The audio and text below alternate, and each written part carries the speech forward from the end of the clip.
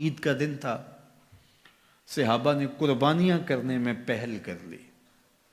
ابھی حضور کی قربانیاں کھڑی ہیں۔ عید کے دن شوق ہوتا ہے نا ہر بندے کو، سب سے پہلے میں جانور ذبح کروں، تو انہوں نے قربانیاں کرنے میں پہل کر لی۔ یا یہ کہ یوم شک کا روزہ رکھا، شعبان المعظم کے 29 دن گزارنے کے بعد چاند دیکھا جائے، اگر چاند نظر آ گیا تو اچھی بات، نہیں تو 30 دن شعبان کے پورے کر کے رمضان کا آغاز کیا جائے۔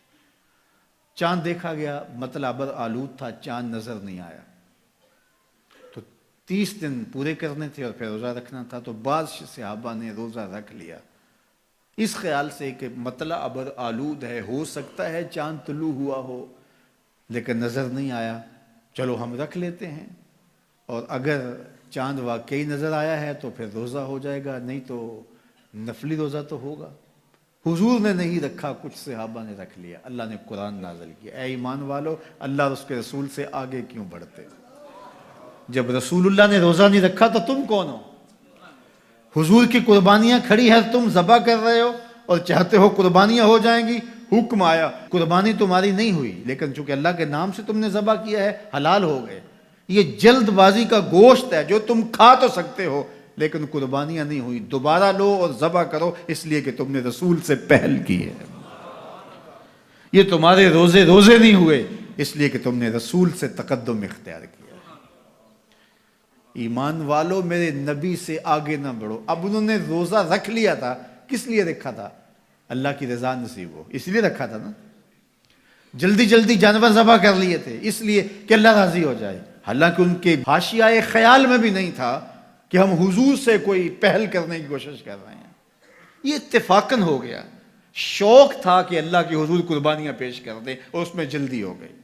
شوق تھا کہ چلو اللہ کی عبادت ہو جائے، شک کے دن کا بھی روزہ رکھ لیتے ہیں۔ حضور سے کوئی نہ مقابلہ تھا نہ حضور سے جلدی کا ذہن تھا، لیکن اللہ نے کہا اگرچہ اتفاقاً ہوا ہے لیکن ہوا تو حضور سے پہلے ہے، لہٰذا میں اس کو گوارا نہیں کرتا۔ یہ تمہاری عبادت ہی نہیں ہے، تمہارا گوشت جلد بازی کا گوشت ہے، کھا سکتے ہو لیکن قربانی تمہیں دوبارہ کرنا ہوگی اس لیے کہ تم نے میرے رسول سے پہل کی۔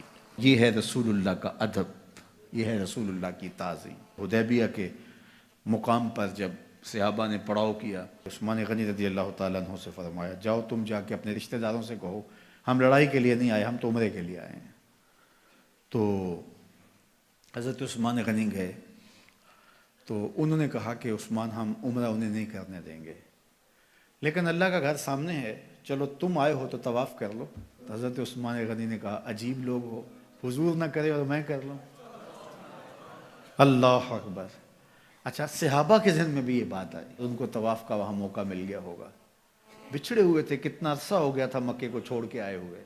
جب حضرت عثمان غنی واپس آئے تو کہا کہ عثمان تم بڑے خوش قسمت ہو کہ تم نے طواف کر لیا ہوگا۔ کہا تمہاری غلط فہمی ہے، میری خوش قسمتی یہ نہیں کہ میں نے طواف کیا، یہ کیسے ہو سکتا ہے؟ حضرت عثمان نے کہا میں 1 سال بھی وہاں رکتا تو طواف نہ کرتا اگر میرے رسول نے نہیں کیا۔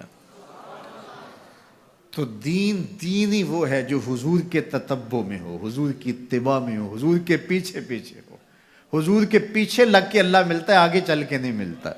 یہ صحابہ مزاج سمجھتے تھے، لا تقدموا بین یدی اللہ ورسولہ، اللہ اکبر۔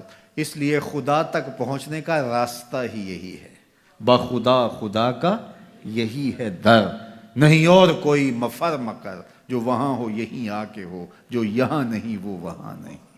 وہی لا مکان کے مکی ہوئے، سر عرش تخت نشیں ہوئے۔ یہ نبی ہیں جس کے ہیں وہ مکان، وہ خدا ہے جس کا مکان ہے۔ تو خدا تک پہنچنے کا یہی راستہ ہے۔ پیارے نبی ہر طرف تھی خوشی، 400 شور تھا مرحبا مرحبا، 400 شور تھا مرحبا۔